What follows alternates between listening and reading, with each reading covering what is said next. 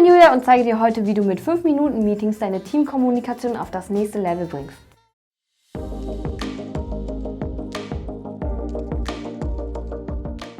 Egal ob Informationen aus Teammeetings, Projektschulungen oder Verhaltens- und Upselling-Schulungen, das Ergebnis ist in den meisten Fällen das gleiche.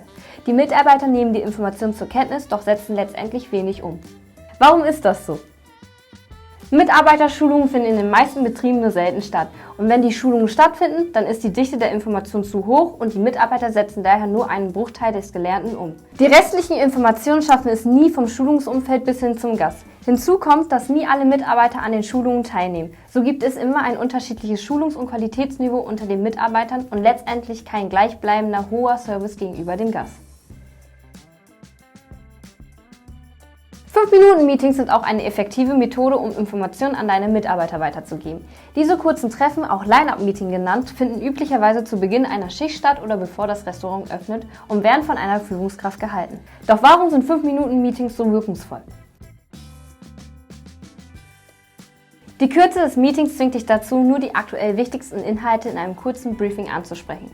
So bleibt die Essenz daraus bei den Mitarbeitern im Gedächtnis. Ganz genauso wie dieser Tipp selbst. Anders als in anderen Schulungen, in denen allgemeine Situationen und Beispiele besprochen werden, kannst du Beispiele wählen, die am Vortag oder vor kurzem angefallen sind und somit für die Mitarbeiter greifbar sind. Du kannst die Situation auch nutzen, um deinem Team Feedback zu geben, das ansonsten unpersönlich über einen Gruppenchat weitergegeben würde.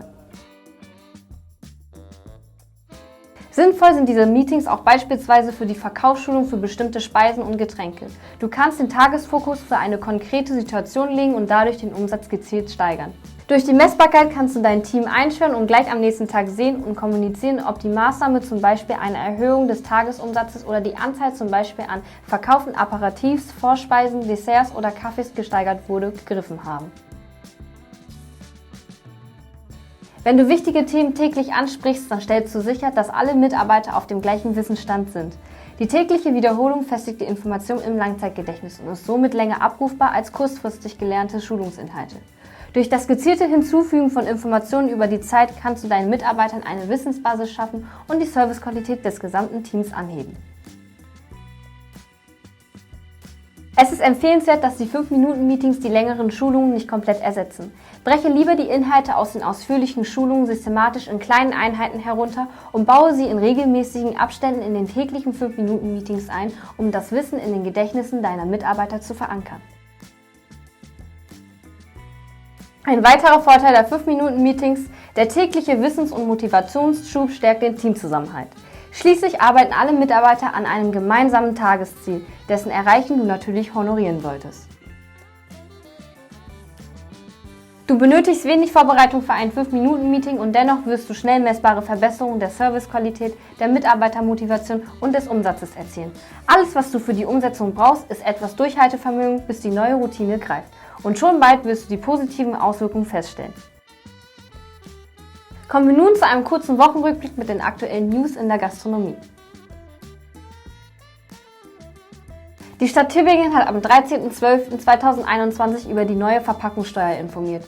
Sie soll zum 1. Januar 2022 in Kraft treten. Damit werden alle Verpackungen mit Speisen besteuert, die to go verzehrt werden. Ab dem Januar 2022 müssen deshalb alle, die Essen in Einwegverpackungen verkaufen, Steuern zahlen. 20 Cent für Becher und Teller, pro Essen maximal 1,50 Euro. Die Bestände von beliebten Speisefischen wie Seelachs, Kabeljau und Scholle gehen in der Nordsee zurück. Aus diesem Grund legten die EU-Landwirtschaftsminister nun als Gegenmaßnahme eine niedrige Fangquote fest. Hering darf hingegen dann mehr gefischt werden. Auch für Schollen sinken die zulässigen Fänge um 10%. Das war's mit unserem Tipps und Tricks Video mit einem kurzen Wochenrückblick. Über ein Feedback, einen Daumen hoch oder einen Kommentar darüber, wie euch das Video gefallen hat, freuen wir uns sehr.